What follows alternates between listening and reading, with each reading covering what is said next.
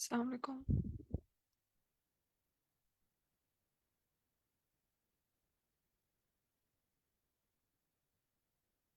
जी, मेरी आवाज़ आ रही है?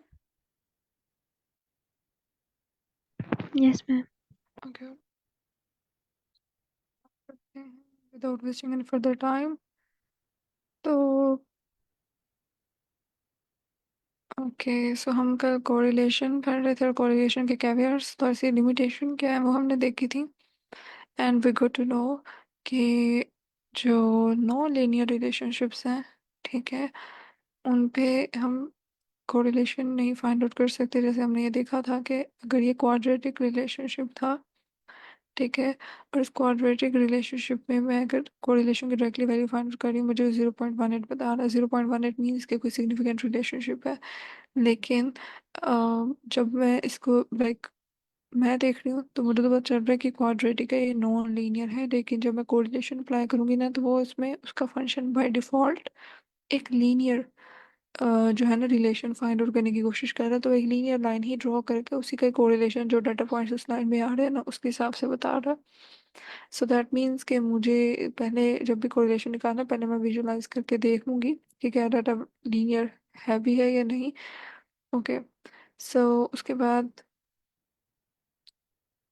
जैसे उसने यही सेम चीज़ यहाँ पे की भी है कि उसने हमेशा पहले वे डाटा को विजुलाइज करवाया, ओनली देन अब एक्स और वाई का जो है ना सिर्फ कोरिलेशन निकालेंगे, only then when you are sure कि वो लीनियर है।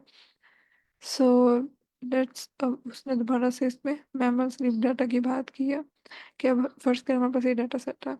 तो मैं इसमें पहले अगर रैंडमली कोई उठा देती हूँ दोनों वेरिएबल्स, ठीक, मैमल के डाटा सेट में से, फॉर एग्जांपल बॉडी वेट और वेट टाइम, कि मुझे इसका कोरिलेशन फाइंड आउट करना है कि बॉडी वेट का और वेट वेट टाइम, यानी कि वो एक दिन में कितना जागते हैं मैमल्स, और उनकी बॉडी का वेट कितना। तो इन दोनों को अगर मैं रिलेशन फाइंड आउट करना चाह रही हूँ, तो जब मैंने पहले विजुलाइज करवाया, तो ये कहीं से भी लीनियर नहीं है। लीनियर का मतलब ये होता है कि एक के बढ़ने से दूसरा भी बढ़ रहा हो, जबकि यहाँ पे एक ही पॉइंट पे इतना ज़्यादा स्कैटर्ड है वैल्यूज। सो ये कहीं से भी लीनियर नहीं है। तो अगर मैं इस केस में एक नॉन लीनियर का कोरिलेशन ड्रा करने की कोशिश करूंगी, which will actually violate its laws, कि नॉन नॉन लीनियर पे कोरिलेशन फाइंड आउट नहीं करना होता।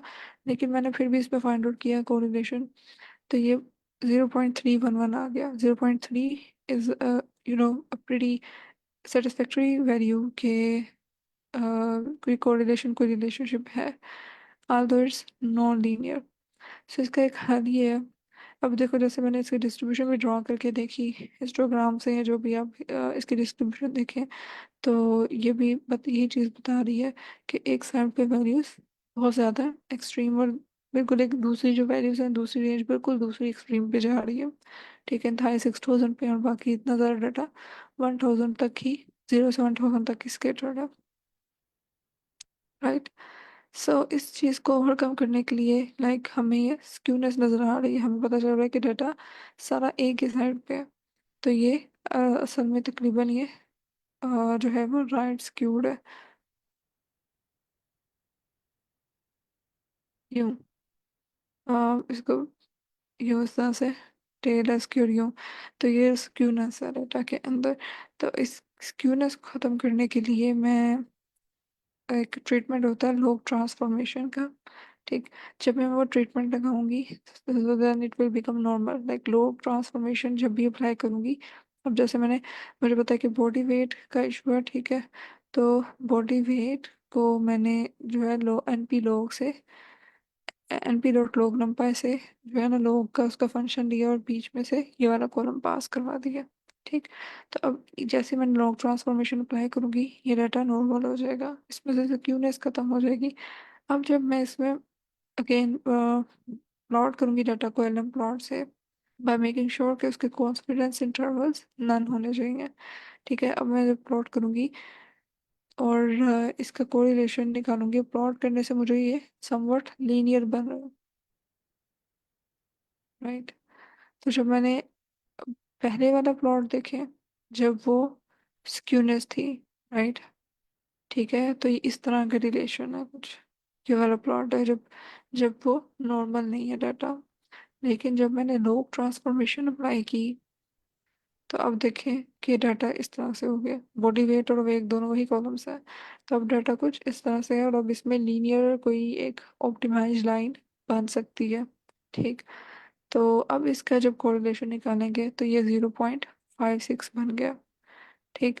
और जब मैं इसकी ट्रांसफॉर्मेशन नहीं कर रही थी तो उससे पहले कितना था? 0.3। ठीक। तो अब, और वो इनएक्यूरेट था बिकॉज हम नॉन लीनियर के ऊपर अप्लाई कर रहे हैं कोरिलेशन, तो वो एक्यूरेट वैलिड भी नहीं था। लेकिन जब मैंने उसकी लॉग ट्रांसफॉर्मेशन की और उसको नॉर्मल किया, और उसमें से फिर एक लीनियर लीनियर जो है ट्रेंड हमें शो हो रहा है। सो एट दिस वी सी के कोरिलेशन इस पे अप्लाई करना भी वैलिड है, और कोरिलेशन हमें बढ़ा भी नजर आया कि 0.568 है।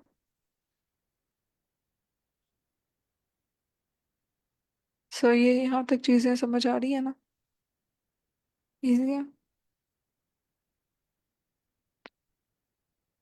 ओके। सो अभी जो मैंने जल्दी में बताया है, कौन रिपीट करेगा इस बात को, कोरिलेशन के वेव्स को?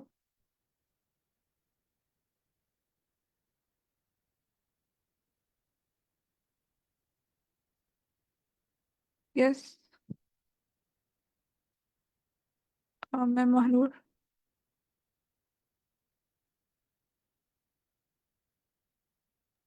मैम कोई और करते।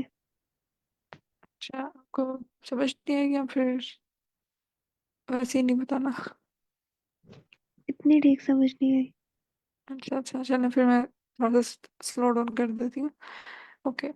सो बेसिकली हम यही कह रहे थे ना कि नॉन लीनियर रिलेशनशिप अगर होगा, यानी जैसे यहाँ पे नॉन लीनियर नहीं, linear relationship, non linear relationship है, यानी लीनियर होता तो ऐसे होता कि एक के वेरिएबल के बढ़ने से, यानी लेफ्ट टू राइट ये बढ़ रहा है, तो मतलब यहाँ पे भी कुछ इंक्रीज या डिक्रीज होता उसी हिसाब से।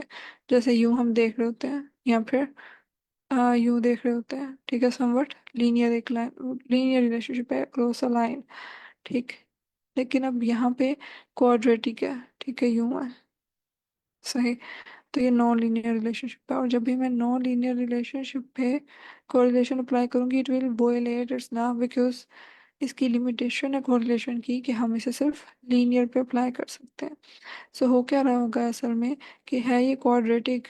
ठीक। अब मैं इस पे फिर भी कोरिलेशन अप्लाई कर रही हूँ। ठीक। तो वो कोरिलेशन बेसिकली क्या करोगे, कोरिलेशन का फंक्शन हमें लग रहा है कि क्वाड्रेटिक है, लेकिन कोरिलेशन इसको, क्योंकि उसकी बाय डिफॉल्ट उसके फंक्शन में यही है कि उसने लीनियर समझ के ही चलना है। ठीक है, क्योंकि कोरिलेशन नॉन लीनियर पे अप्लाई नहीं होती। तो उसने लीनियर समझ के चलना है, तो उसने इसको भी कोशिश करनी है कि इसमें से कौन सी ऐसी लाइन में ड्रॉ करूँ। ठीक है, जिसमें से वो लीनियर हो और उसमें से कोई डाटा पॉइंट गुजर जाए। ठीक। तो उसने ये वाली लाइन एक ड्रॉ कर दी। सही। और अब वो जो कोरिलेशन की वैल्यू निकाल रहा है वो इस लीनियर लाइन के हिसाब से निकाल रहा है, इसमें जो डाटा पॉइंट्स आ गए हैं ना उस हिसाब से, बाकी सबको इग्नोर करके। ठीक। इस हिसाब से उसने यहाँ पे एक कोरिलेशन की वैल्यू फाइंड आउट कर दी है। वाइल वी नो कि ये वैल्यू सही नहीं है, बिकॉज उसमें इसने बाकी सारे डाटा पॉइंट्स को इग्नोर कर दिया। ठीक है। तो इसलिए हम कह रहे हैं कि कोरिलेशन को सिर्फ लीनियर रिलेशनशिप्स के लिए ही अप्लाई करना है। और जब भी मैं कोरिलेशन निकालना चाहूँगी एक्स और वाई का, तो मैं पहले उसको प्लॉट करके देख लूँगी कि क्या वो लीनियर है भी है या नहीं, या उस पर एप्लीकेबल भी है या नहीं। ठीक। अब जैसे मेमल के डाटा सेट की अगर हम बात करें, कि मेमल के डाटा सेट में अगर फर्स्ट करें मैंने बॉडी वेट, और जहाँ पे यहाँ पे मैं बात करी थी कि अवेक टाइम, यानी कि मेंबर्स का जो वेट है और वो दिन में कितना टाइम जागते हैं। ठीक है ना? तो ये दोनों बॉडी वेट और अवेक टाइम को मैंने अगर इसका कोरिलेशन फाइंड आउट करना है, इसका रिलेशनशिप, तो अगर मैं इसको प्लॉट करूं, सो बेशक ये एक लाइन में शो तो हो रहे हैं, समवट हम कह सकते हैं कि भाई ये लीनियर तो है, लाइन में आ रहे हैं, लेकिन असल में डाटा सारा बिल्कुल ही, अगर मैं इसको यहाँ पे इसके बार्स बना के देखूं, तो वी नो कि अगर मैं इसका भी कोरिलेशन निकाल रही हूँ ना, तो ये बन रहा है 0.311। ठीक है, apparently we can say that it is a longer line. ठीक। लेकिन इसमें एक कुछ सारे डाटा पॉइंट्स एक तरफ हैं और कुछ एक दो पॉइंट्स बिल्कुल ही एक्सट्रीम पे जा रहे हैं, जैसे 3000 एंड 6000, और बाकी डाटा 10 पे है या 0 से 1000 पे है। ठीक। तो इस तरह से कोई डिस्ट्रीब्यूशन हमारे पास आ रही है असल में, अगर मैं इसका हिस्टोग्राम प्लॉट कर लूँ या फिर राइट, यानी बॉडी वेट का। यहाँ पे मुझे पता चल रहा है कि सारी वैल्यूज एक्स एक्सिस के लॉन्ग एक तरफ है ना, राइट। ठीक है, यानी एक्स एक्सिस के लोग एक तरफ एक पॉइंट पे, यानी एक्स एक्सिस पे ऊपर है, यानी बॉडी वेट में इशू है। अवेक के टाइम में नहीं है, बिकॉज हाइट वाइज हम देख रहे हैं कि हाइट इंक्रीज हो रही है, ठीक है ना। वो वाई एक्सिस के लॉन्ग वैल्यूज ठीक है, लेकिन कुछ इशू है जो कि बॉडी वेट पे है।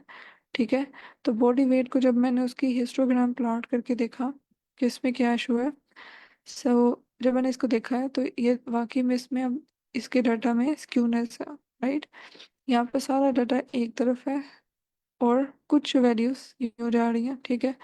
तो मेजर डाटा यूँ है, पीक इस तरह से कुछ बन रही होगी स्क्यूनेस की, जैसे हम ड्रॉ करते हैं। ये थोड़ी सी वैसे अजीब बन रही है, लेकिन वी नो कि किस तरह से स्मूथ एक कर्व होती है। ठीक। तो अब ये वाला डाटा कौन, क्या स्क्यूनेस है इसमें? राइट। राइट। यस। तो ये टेल हमने देखनी होती है कि टेल राइट साइड पे है, so it's right skewed data. अब जब ये स्क्यूनेस में देख लिया है कि ये स्क्यूड डाटा, इस वजह से असल में दूसरे जो अवेक टाइम है उसमें कोई इशू नहीं था, वो बिल्कुल ठीक था, लेकिन बॉडी वेट का एक सारा डाटा एक ही पे आया हुआ है। सही। तो इस चीज़ को ओवरकम करने के लिए कि ये स्क्यूनेस खत्म हो जाए, ठीक, स्क्यूनेस खत्म होगी, ये नॉर्मल हो जाएगा डाटा। ठीक, और फिर हम जब ड्रॉ करेंगे ना तो वो एक अच्छा रिलेशनशिप बताएगा। तो इसके जब भी स्क्यूनेस मुझे खत्म करनी होती है ना, तो स्क्यूनेस खत्म करने के लिए लॉग ट्रांसफॉर्मेशन का फंक्शन यूज होता है, ताकि ये जो पीक है ये असल में नॉर्मल करने का मतलब ये कि दरमियान में आए, और ज़रा ये जो स्क्यूनेस है ये ज़रा खत्म हो जाएगी, ठीक है।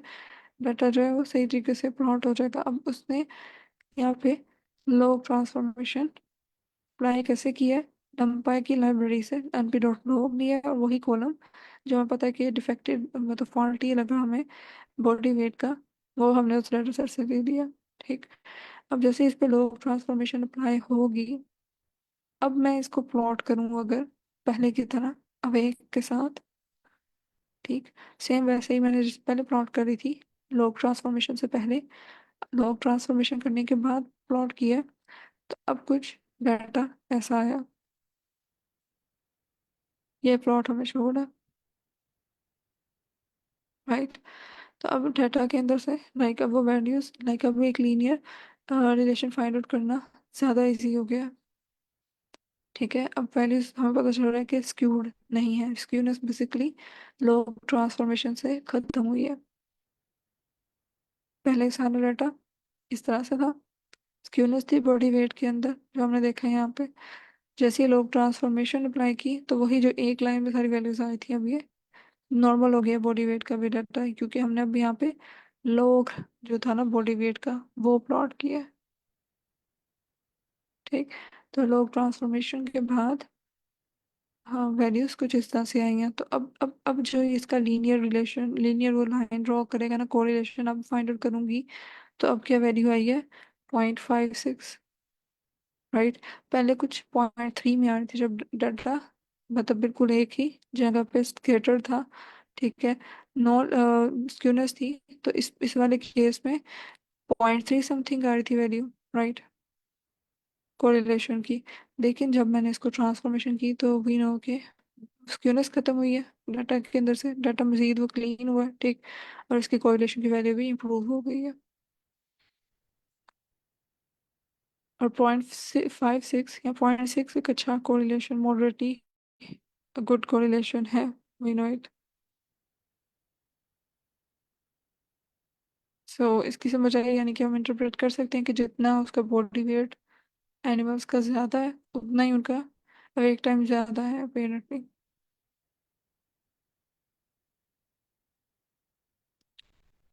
सो यहाँ तक चीज़ें समझ आ रही हैं या कुछ रिपीट करना है?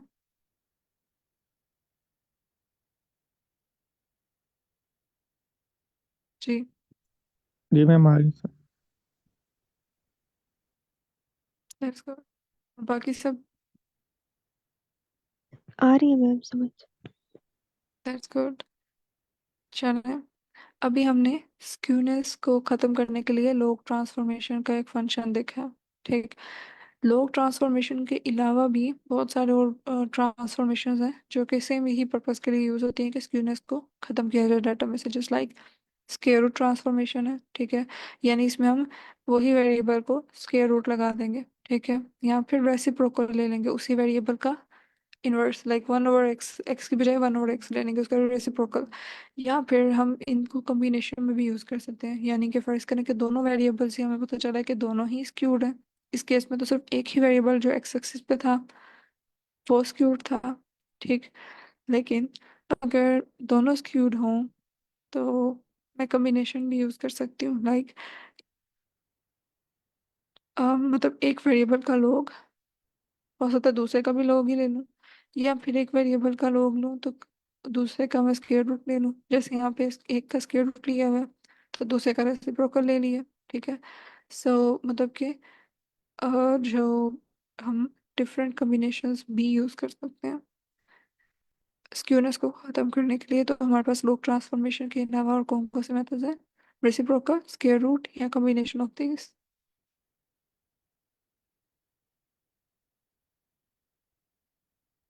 ठीक। अब हम ट्रांसफॉर्मेशन यूज़ क्यों कर रहे हैं? जी, क्यों यूज़ कर रहे हैं? बिकॉज हमें पता है कि हमें लीनियर रिलेशनशिप, जो स्टैटिस्टिकल मेथड्स हैं, वो इस बात पे रिलाई करते हैं कि वेरिएबल्स के दरमियान में लीनियर रिलेशनशिप हो। और ये बहुत सारे स्टैटिस्टिकल मेथड्स हैं, लाइक खाली ये नहीं कि हम सिर्फ कोरिलेशन का कोफिशिएंट निकाल रहे हैं तो तभी हमें उसको लीनियर रिलेशनशिप चाहिए था इसलिए हमने किया, बल्कि इनफैक्ट और भी दो जो मॉडल है ना, लीनियर रिग्रेशन है जैसे, तो इसमें भी वो एज्यूम कर रहा होता है कि जो रिलेशनशिप है वेरिएबल्स का रिग्रेशन निकालने से पहले उसका रिलेशनशिप लीनियर हो। तो अगर इन केस लीनियर नहीं होता तो फिर हम उस पर ट्रांसफॉर्मेशन अप्लाई करके पहले करेंगे। तो इस तरह से और भी बहुत सारे स्टैटिस्टिकल मेथड्स हैं बिसाइड्स दिस कोरिलेशन के जहाँ पे लीनियर रिलेशनशिप की ही कंडीशन हो। ठीक। ओके। अच्छा, ये बड़ी इंपॉर्टेंट चीज़ है कि correlation does not imply causation. इसका क्या मतलब है?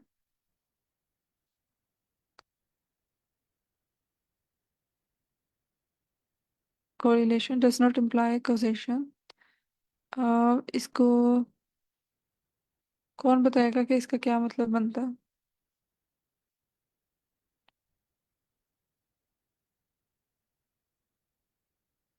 अम, जी सर हुसनैन आर इधर।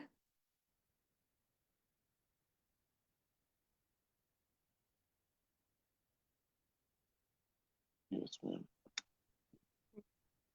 क्या समझ आती है इसको देख के ये correlation does not imply causation?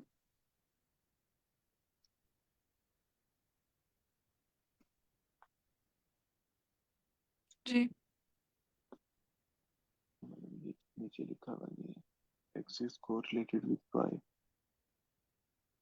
doesn't mean X causes Y.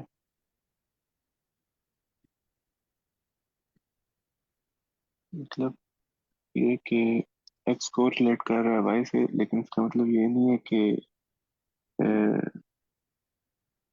X की वजह से Y चेंज होता हो। May be. Yes, yes exactly. यानी कि अगर कोरिलेशन था बॉडी वेट और अवेक टाइम के अंदर मैमल्स के डेटा सेट में, तो ये नहीं है कि अवेक टाइम की वजह से बॉडी वेट बढ़ रही है, इंक्रीज हो रही है, बॉडी वेट की वजह से अवेक टाइम कम या ज़्यादा हो रहा है। ठीक है। वो दोनों आपस में दो चीज़ों का रिलेशनशिप है। ठीक है, कोरिलेट कर रही हैं। दैट डजंट मीन कि एक के होने से दूसरी हो रही है। ठीक है, ये नहीं हो रहा कि एक की वजह से दूसरी है। यानी लोग ये क्योंकि कॉमन मिसअंडरस्टैंडिंग कोरिलेशन के साथ है कि उसका कॉजेशन भी समझना शुरू कर देते हैं।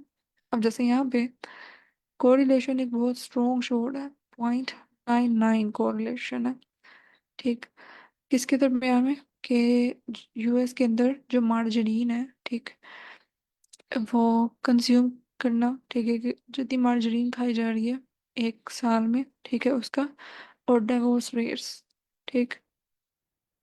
उसकी एक स्टेट में उसने डिवोर्स रेट चेक किया।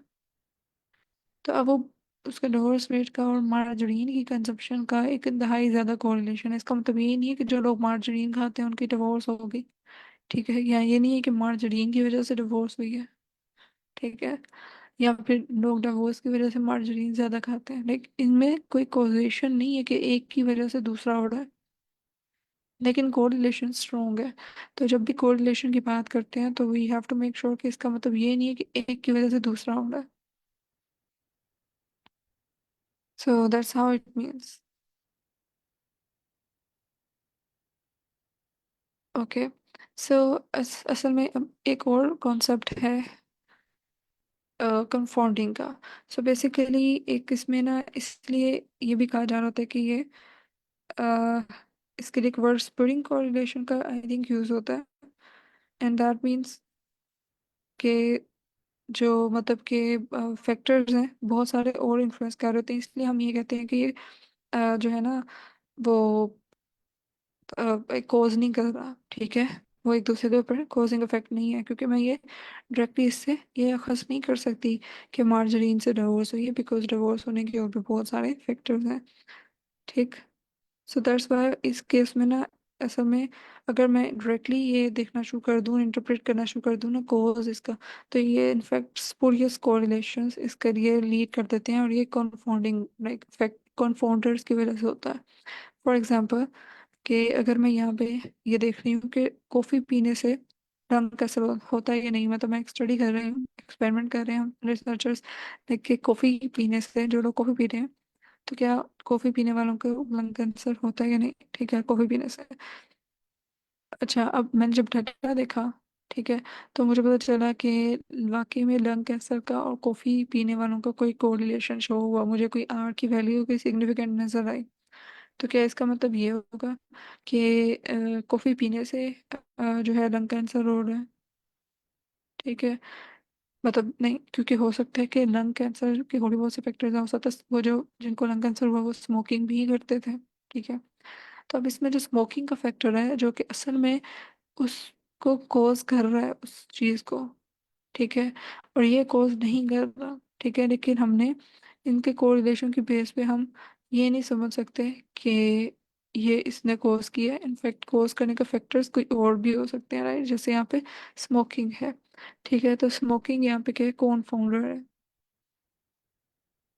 ठीक, यानी कि एक एक्सटर्नल फैक्टर है जो कि असल में रोल प्ले कर रहा है इसमें, ठीक है, लंग कैंसर में या कोई भी आपकी जो अंडर स्टडी फिनोमिना है उसमें, ठीक है, वो एसोसिएटेड है, ठीक है, और वो भी उतना ही रोल प्ले कर रहा है इसके होने में, लेकिन हमने क्योंकि अपनी स्टडी में सिर्फ एक ही दिया हुआ है और हमें लग रहा है कि सारा फैक्टर इसी का ही है, लेकिन असल में दूसरे फैक्टर्स भी इन्वॉल्व हैं, ठीक है। और वो जो दूसरे फैक्टर्स हैं उनका क्या रोल है उस चीज़ को अराइज करने के लिए, बेसिकली वो इसलिए इसको हम कह रहे हैं कि ये इनका रोल जो है ना उस बेसिस पे हम इसको एक्नॉलेज करें कि ये कौन फाउंडर्स हैं, ठीक।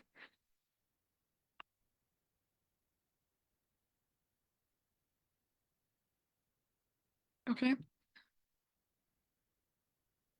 यानी कि हम अगर एक वेरिएबल अपना स्टडी कर रहे हैं ना, हम सिर्फ ये देख रहे हैं कि कॉफ़ी ड्रिंकिंग से लंग कैंसर हो रहा है या नहीं हो रहा।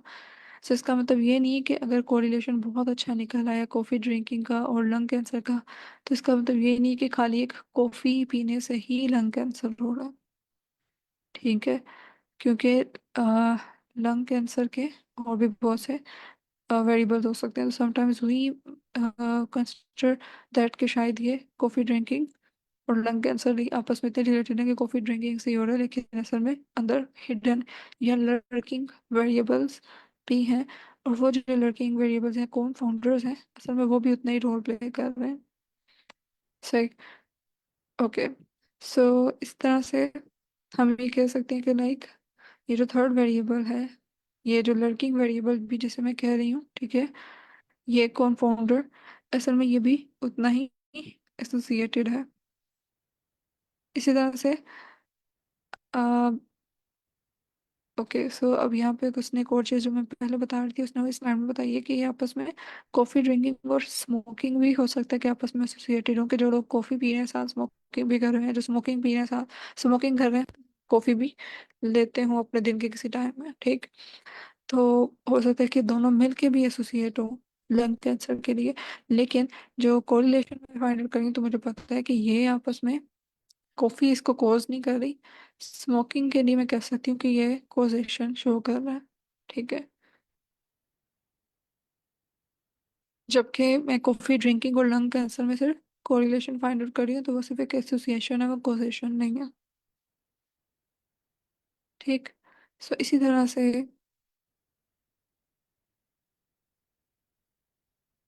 से, अगर कोई स्पेशल डीज निकलती हैं हॉलीडेज पे, ठीक, तो मे बी हम ये सोच सकते हैं कि हॉलीडेज पे,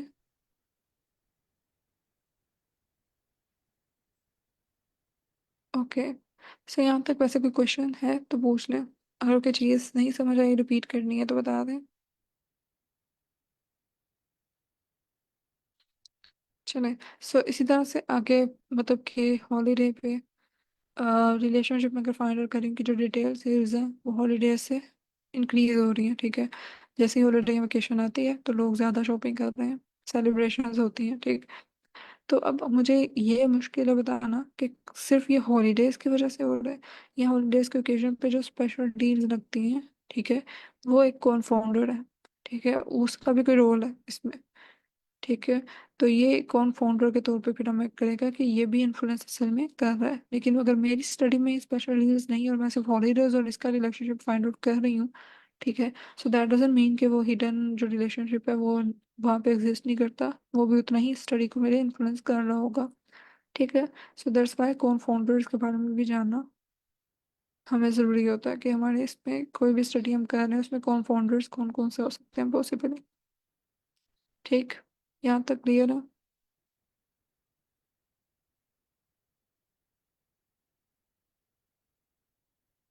चलें फिर इसके क्वेश्चंस को देख लें।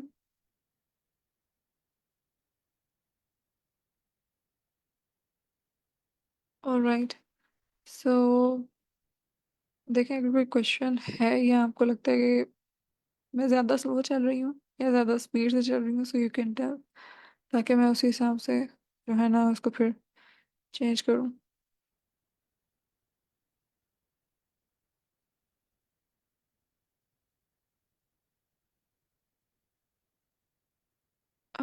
Okay, so let's move the next question, relationship between variables. सो उसने क्वेश्चन ये दिया हुआ है कि वर्ल्ड हैप्पीनेस का ही डाटा है। ठीक, और इस डाटा में उसने दो वेरिएबल्स हैं। ठीक है, उसका रिलेशनशिप फाइंड आउट किया यहाँ पर लाइफ एक्सपेक्टेंसी और हैप्पीनेस स्कोर का। ठीक, तो फर्स्ट ऑफ ऑल उसने ड्रॉ करके देख लिया है कि whether there is a linear relationship और नॉट। राइट, यानी लीनियर रिलेशनशिप है या नहीं, तो दोनों को पहले कोरिलेशन फाइंड आउट करने से पहले उसने क्या किया, लाइफ एक्सपेक्टेंसी एक्स एक्सिस पे और स्कैटर प्लॉट से हम देख लेंगे इसका रिलेशन। ठीक है, डाटा को उसने वैल्यू प्लॉट करके ये हमारे पास कुछ रिलेशन आया। ठीक है, सो दैट मीन्स के ये समहाउ लीनियर है रिलेशन। राइट, तो इसका कोरिलेशन फाइंड आउट किया जा सकता है।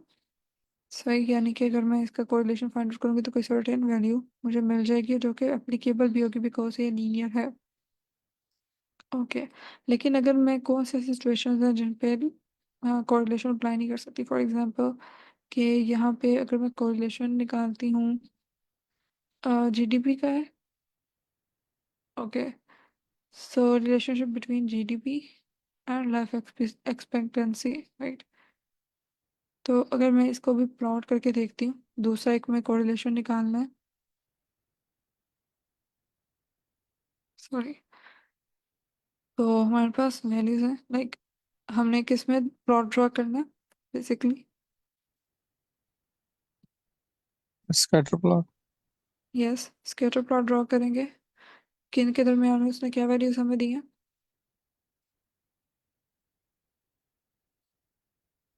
हमें उसने कहा कि जीडीपी, जी, जीडीपी पर को। Capita, right. और ओके, उसके बाद and happiness. Ma'am capita CAP है सिर्फ। हाँ जी, हाँ जी, ये बिल्कुल इम्पोर्टेंट चीज़ है कि जो सेम नेम्स हैं, ये में बहुत गलती अक्सर हो जाती है कि सेम जो डाटा सेट में नेम यूज़ हुआ हुआ है ना, अगर हम वो यूज़ नहीं कर रहे तो उससे बहुत एरर्स आते हैं। Okay, and our data is world happiness.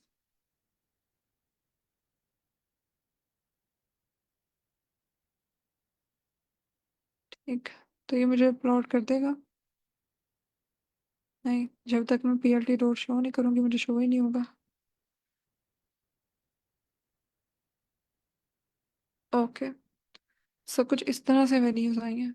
ठीक है, तो क्या मैं इसमें लीनियर रिलेशनशिप फाइंड आउट कर सकती हूँ, यानी कोरिलेशन फाइंड आउट कर सकती हूँ? जी मैम महानूर, आप बताएं। नो। ओके, ठीक है, तो मैम महानूर आप बताएं ज़रा क्यों नहीं फाइंड आउट कर सकती?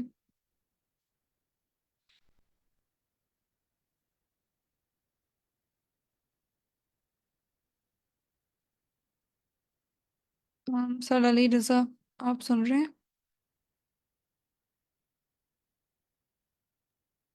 जी जी मैम, मैं सुन रहा हूँ। ठीक है, तो इसमें क्या मैं इसमें कोरिलेशन ड्रॉ कर सकती हूँ या नहीं कर सकती? तो क्यों नहीं कर सकती? कोरिलेशन फाइंड आउट करना है मैंने, तो क्या मैं फाइंड आउट कर सकती हूँ इसमें?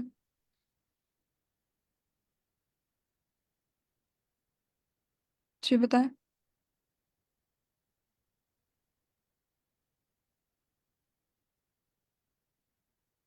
अ,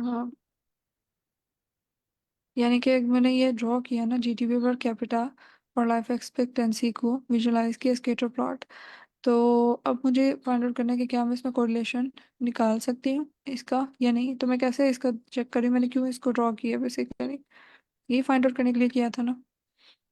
तो अब ये लीनियर है या नॉन लीनियर है? आपकी आवाज़ नहीं आ रही। Non linear. Yes, yes, non non linear है। सो तो नॉन लीनियर के केस में अब मुझे यानी ये समझ आ गई है कि कोरिलेशन में फाइंड आउट नहीं कर सकती, इसके मुझे पहले ट्रीटमेंट करना पड़ेगा इसका। ठीक है, और अब मैं ये चेक कर रही हूँ कि जो लाइफ एक्सपेक्टेंसी है यानी हाइट तो इंक्रीज हो रही है, लेकिन जीडीपी पर कैपिटा की जो वैल्यूज हैं वो ज़रा एक ही जगह पे सारी हैं ज़्यादा, और कुछ एक्सट्रीम वैल्यूज यहाँ पे जा रही हैं। ठीक, ऐसा ही है। तो यानी कि मैं जीडीपी पर कैपिटा को अगर ट्रांसफॉर्म कर लूँ सो इट विल हेल्प। तो चलें इसको करके देखते हैं। ओके, सो पहले तो मैंने यानी प्लॉट कर दी है। इसकी लॉग ट्रांसफॉर्मेशन मुझे लेनी है, तो बताएं ज़रा मैं कैसे करूँगी? यानी कि वर्ल्ड हैप्पीनेस में ही एक अलग से कॉलम ऐड कर दूंगी लॉग वाला। ठीक है, क्योंकि लेटर वो उसी को ही प्लॉट करें। ठीक है, तो जीडीपी पर कैप, ये इससे एक न्यू कॉलम ऐड हो जाएगा। और वो न्यू कॉलम किस हिसाब से ऐड होगा? मैंने क्या कहा था कि एनपी डॉट लॉग करूँगी अगर मैं, और लॉग में मैं वही वाले वेरिएबल्स जो मुझे लग रहा है कि मतलब फॉल्टी है, तो मैंने उसको इसमें रख दिया। राइट, वर्ल्ड हैप्पीनेस का जीडीपी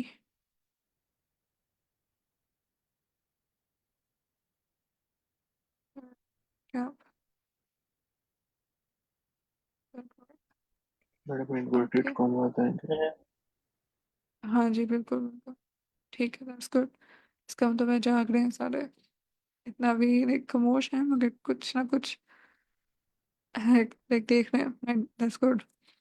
ओके, तो ये देखें कि लोग जीडीपी पर कैपिटा एक कॉलम हमारे पास ऐड हो गया, और वो बेसिकली जो हमारे पास जीडीपी पर कैपिटा की वैल्यूज थी उन सब का उसने लोग ले लिया। ठीक, अब मैं दोबारा से जब प्लॉट करके देखूं सेम वही, लेकिन अब मैंने लोग वाले को लेना है, तो अब देखते हैं कि वो लीनियर हुआ है या नहीं।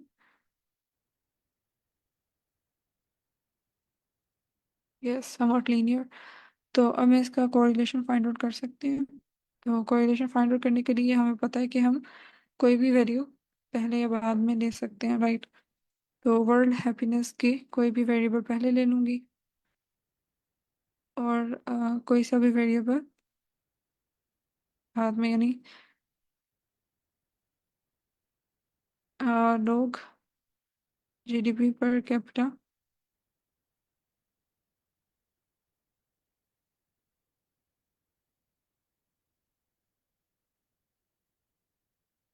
दो कोर,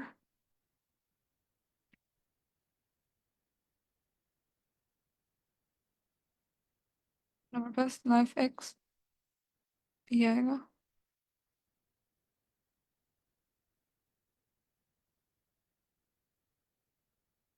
ये हमारे पास कोई 0.865 वैल्यू आई है।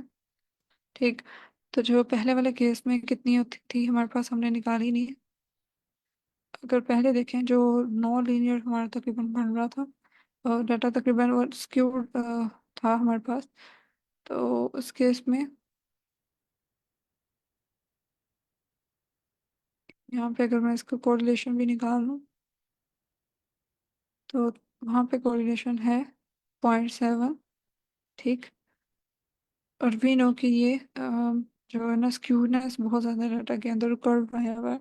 लेकिन जैसे ही मैंने उसको नॉर्मलाइज किया, ठीक है, और उसकी स्क्यूनेस खत्म की, तो ये 0.8 कोरिलेशन हमें शो कर रहा है। सही।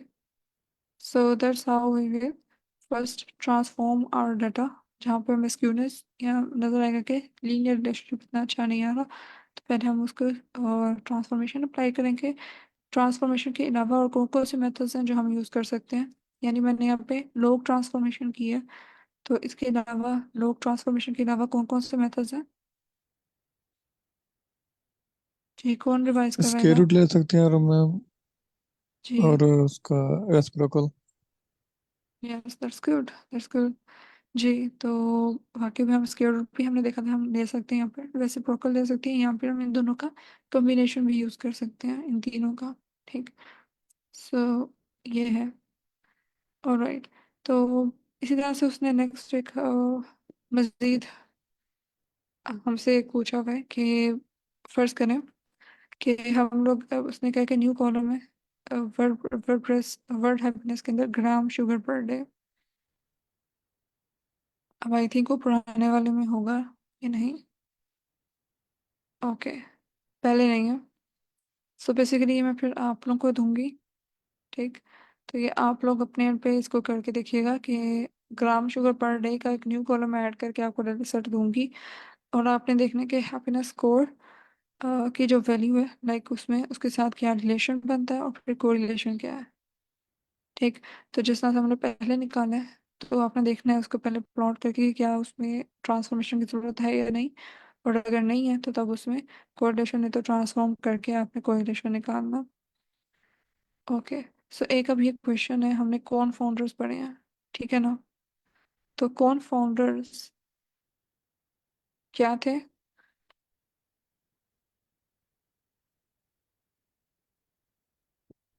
कौन बताएगा कि कौन फाउंडर्स, अभी हमने पढ़ा है कौन फाउंडर्स के बारे में, तो क्या है कौन फाउंडर्स?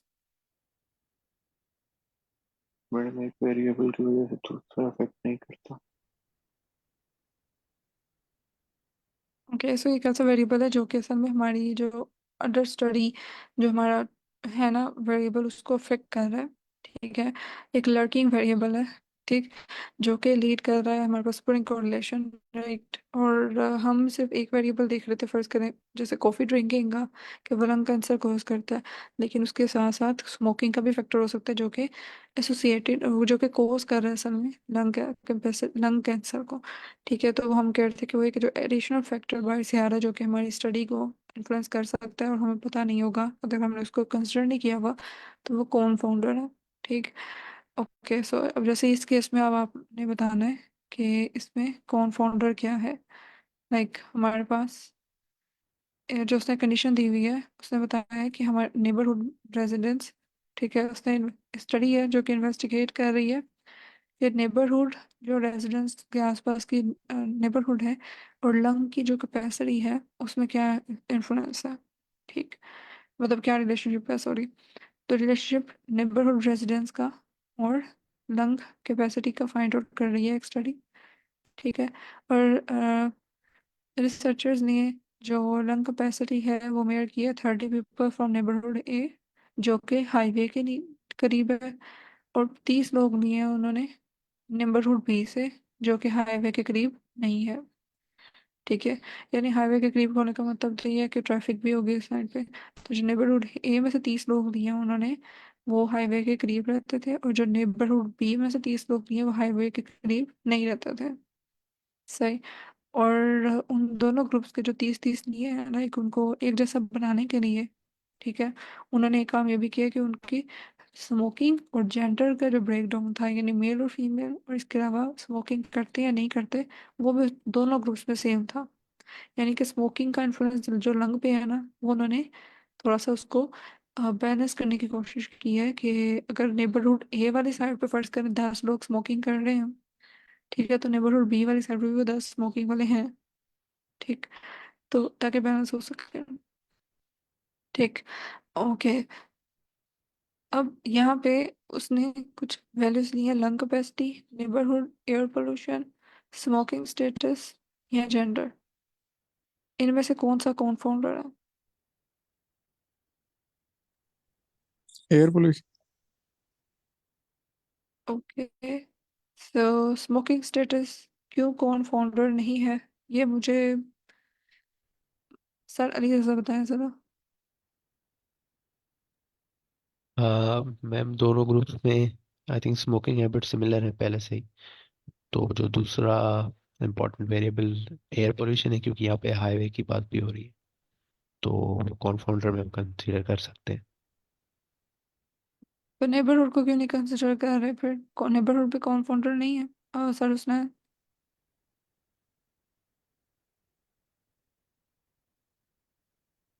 यानी नेबरहुड भी तो फैक्टर है ही है ना, तो इसको क्यों नहीं कॉन्फाउंडर कह रहे? ये सर उसने बताया जरा।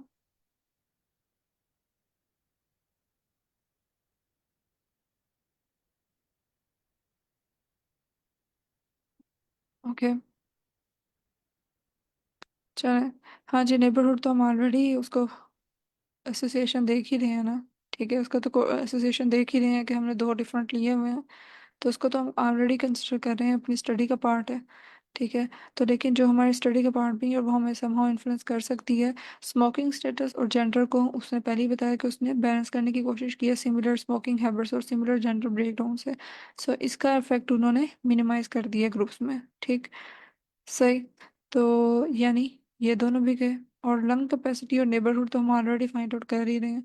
तो हमारे पास फिर एयर पोल्यूशन का ही एक कॉन्फाउंडर बचता है, जिसको हमने कंसिडर नहीं किया, लेकिन वो हमारी स्टडी पे इन्फ्लुएंस कर रहा है डायरेक्टली और इनडायरेक्टली, और इनफैक्ट कॉज भी कर रहा है, कॉजिंग इफेक्ट है इसका लंग कैपेसिटी पे।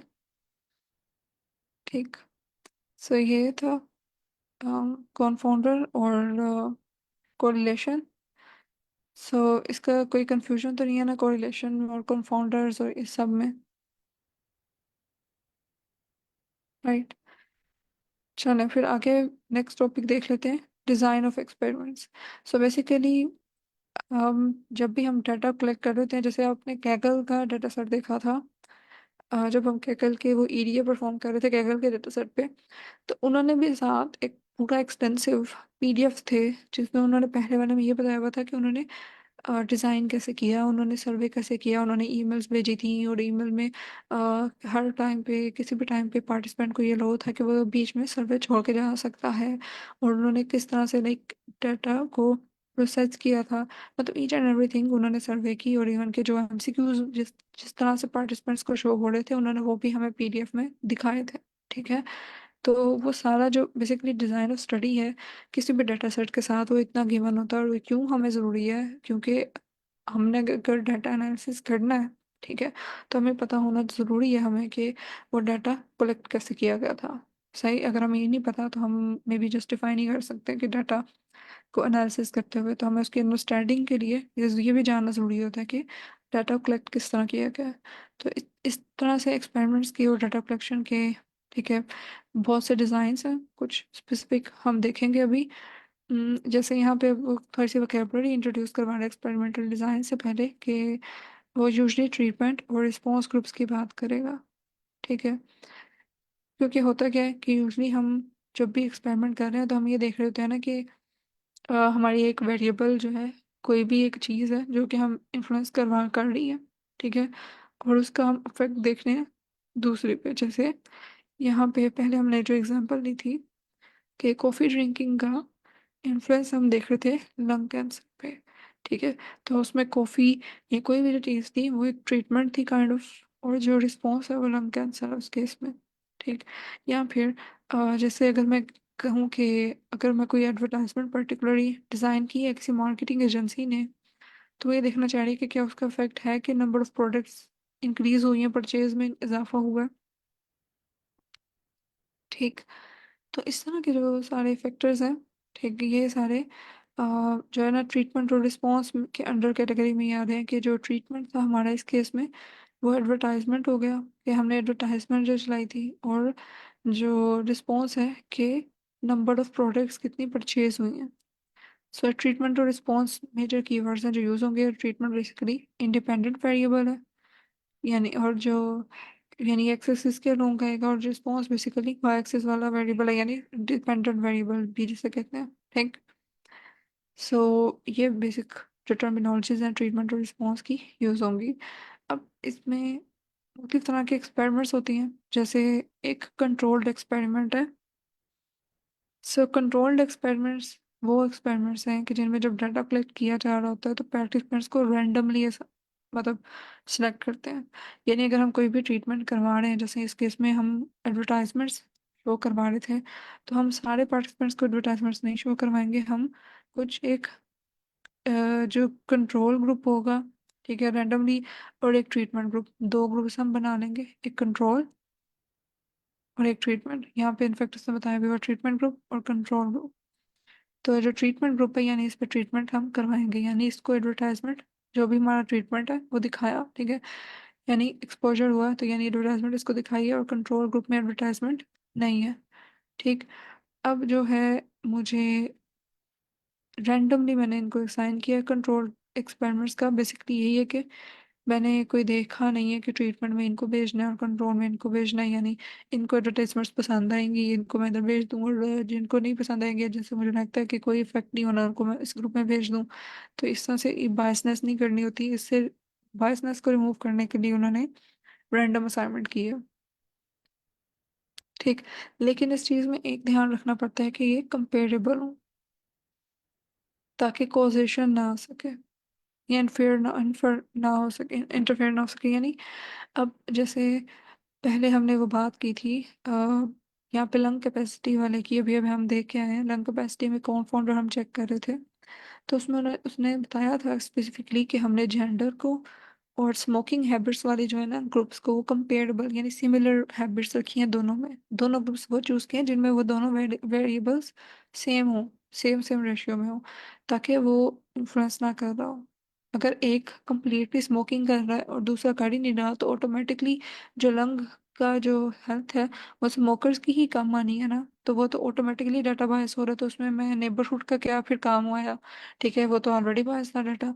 तो इसलिए जब भी मैं एक्सपेरिमेंट में ग्रुप्स को ग्रुपिंग कर रही होंगी, ठीक है, रैंडमली असाइन करते हुए ट्रीटमेंट और कंट्रोल ग्रुप में, तो मैं कंपेरेबल बनाऊंगी उनको, यानी कि बहुत सारे जो फैक्टर्स हैं ना दूसरे जो पॉसिबल अफेक्ट कर सकते हैं, मैं कोशिश करूंगी वो दोनों सेम हो जाए, ठीक है, उन फैक्टर्स में। जैसे अगर मैं यहाँ पे एडवर्टाइजमेंट्स का फैक्ट देख रही हूँ कि शॉपिंग में है या नहीं है, और एक ग्रुप की एज 25 है और दूसरे की एज 50 है, दूसरे कंट्रोल ग्रुप की एज 50 है और एक जो ट्रीटमेंट ग्रुप है उसमें एज 25 है, ठीक है। तो अब डेफिनेटली जिनकी 25 एज थी मैंने सारे वो देख लिए, और उनकी टेंडेंसी भी ज़्यादा है कि वो शायद ज़्यादा शॉपिंग करें, और उनको मैंने एडवर्टाइजमेंट भी दिखा दी है।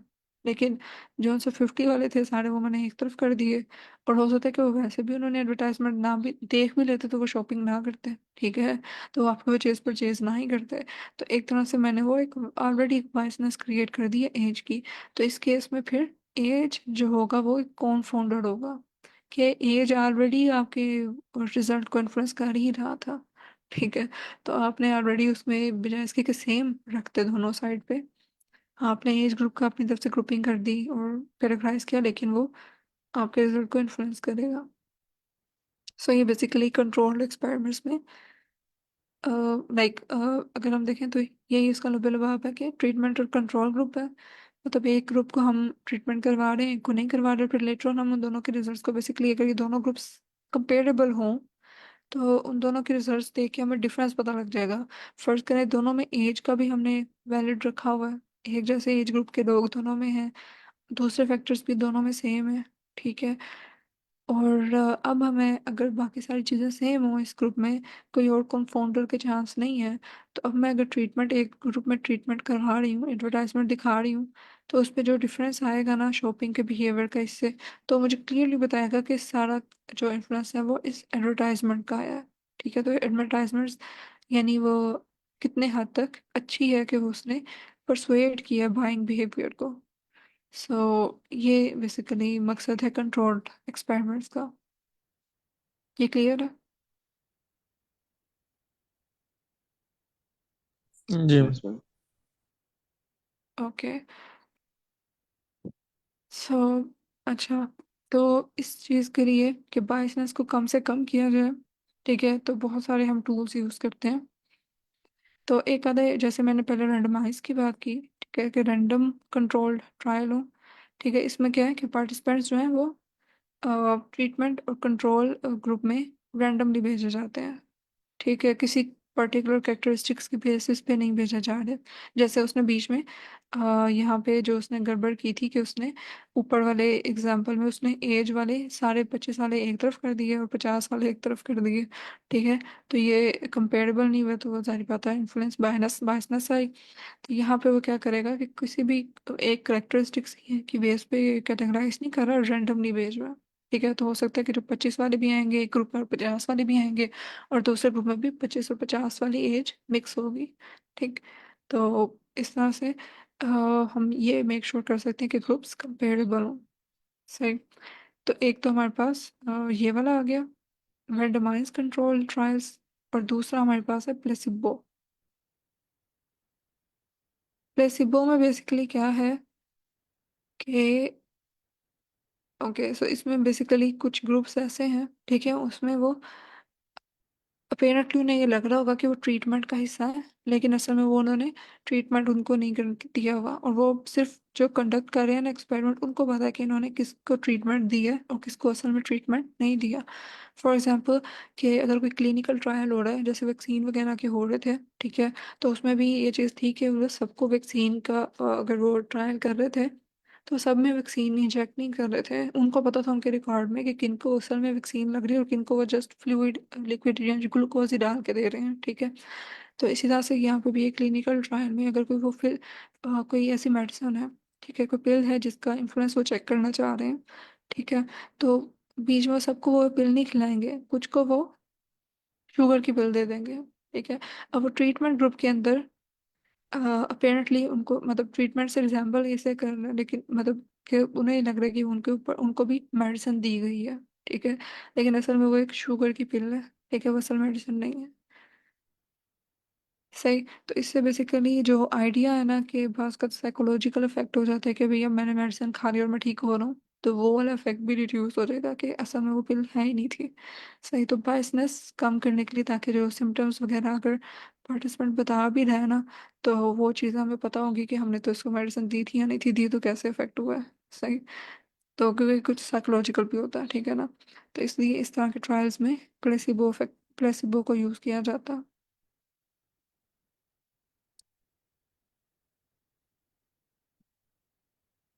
ओके, यहाँ तक क्लियर है?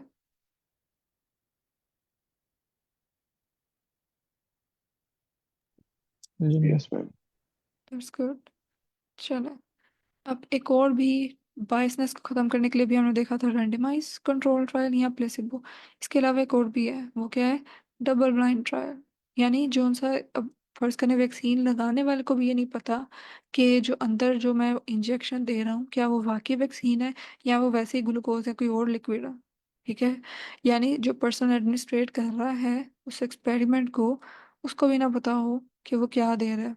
ठीक है, जस्ट वो रिकॉर्ड में एंटर करता जा रहा है कि ये कोड है, कोडिंग वाइज वो एंटर करता जा रहा है कि ये वाली दी है, ये वाली फिल दी है मैंने, ठीक। वो बैक एंड पे दूसरों को पता है। तो एडमिनिस्ट्रेटर, ताकि वो भी कोई पर्सनल अपनी बायसनेस ना शो कर दे कि इसको दे दूँ इसको ना दूँ, ठीक है, तो उसकी वजह से जो है इन्फ्लुएंस ना हो, बायसनेस ना हो ट्रीटमेंट में।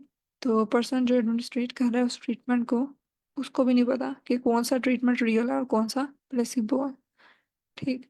तो इससे जो रिस्पॉन्स एनालिसिस की कंप्लीट बायसनेस को ख़त्म किया जाएगा, और जितनी कम बायसनेस होगी उतनी हमारी जो कंक्लूजन है, जो हमारा वो है कॉज एंड इफेक्ट जो हम देख रहे हैं, उसमें उतनी ही ज़्यादा रिलायबिलिटी आएगी। सो ये कुछ एक्सपेरिमेंटल डिज़ाइन अभी हमने देखा कंट्रोल्ड एक्सपेरिमेंट को, ठीक है। और हमने अभी ये देखा है कि बायसनेस एक्सपेरिमेंट्स को ख़त्म करने के लिए हम कौन से ये 3 मेथड्स यूज़ करें, रेंडमाइज कंट्रोल, प्लेसिबो और डबल ब्लाइंड ट्रायल।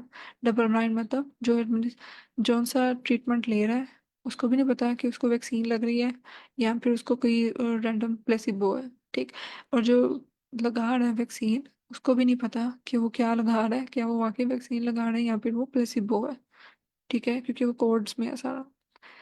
ओके, सो ये था कंट्रोल्ड स्टडीज़ के हवाले से, कंट्रोल्ड एक्सपेरिमेंट्स। इसके अलावा दूसरे भी कुछ स्टडीज़ हैं, ऑब्जर्वेशनल स्टडीज़, ठीक। अब आगे इसको यहाँ तक कि फ़िलहाल फिर रखें क्योंकि 1-2 मिनट से रह गए हैं, तो ये सिर्फ 2 पॉइंट्स हैं, या फिर इसको भी कवर कर ही लेते हैं। What do you suggest? Ma'am कर लेते हैं, एंड हो जाएगा फिर स्टार्ट। हाँ जी, ठीक है। चलें, ऑब्जर्वेशनल स्टडीज़ में जो पार्टिसिपेंट्स हैं वो रैंडमली ग्रुप्स में असाइन नहीं होते, राइट। बल्कि इनफैक्ट हम पार्टिसिपेंट्स को खुद कहते हैं कि उन्होंने किस ग्रुप में जाना है, ठीक है। So it's somewhat different. पहले हम पार्टिसिपेंट्स को कैटेगराइज करते जा रहे थे कंट्रोल में और ट्रीटमेंट में, और उनको नहीं पता था कि वो ट्रीटमेंट में या कंट्रोल में है, ठीक है। लेकिन अब पार्टिसिपेंट्स को हम खुद कह रहे हैं कि वो असाइन कर लें। यानी फ़र्ज़ करें कि अगर मैं स्मोकिंग की स्टडी कर रही हूँ तो मैं खुद तो नहीं पार्टिसिपेंट्स को कहूँगी कि वो स्मोकिंग करना स्टार्ट कर दें, ताकि मैंने उनके लंग कैंसर का देखना है, लंग हेल्थ का देखना है, कोरिलेशन फाइंड आउट करना है।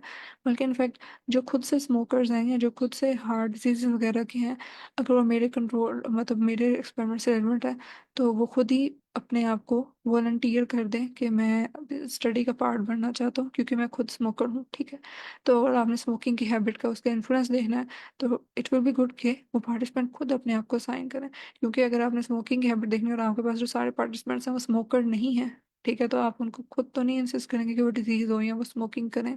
इसी तरह से अगर आप कोई शॉपिंग का बिहेवियर देख रहे हैं कि कोई प्रोडक्ट परचेज करने का बिहेवियर को पैटर्न है, तो अगर फ़र्ज़ करें कि टेक्नोलॉजी की चीज़ों के पैटर्न आप देख रहे हैं बिहेवियर शॉपिंग का, और वो जो एजेड लोग हैं उनको टेक्नोलॉजी में ज़्यादा शौक नहीं है, वो इन्वेस्ट करते हैं अपनी ऑर्गेनिक चीज़ों पे, ठीक है, डिफरेंट चीज़ों पे, ठीक। तो अब आप उनके पास बिहेवियर को तो नहीं चेंज कर सकते कि जो डेफिनेटली है टेक्नोलॉजी से अगेंस्ट, लाइक उन्होंने कभी वो परचेज ही नहीं की। सो बजाय इसके अगर आपने टेक्नोलॉजी की परचेजिंग का देखना है तो आप उन्हीं लोगों को लें जो ऑलरेडी उसमें इन्वॉल्व हैं उसकी स्टडी में, तो आप उसका रिव्यू ले सकते हैं, ठीक है।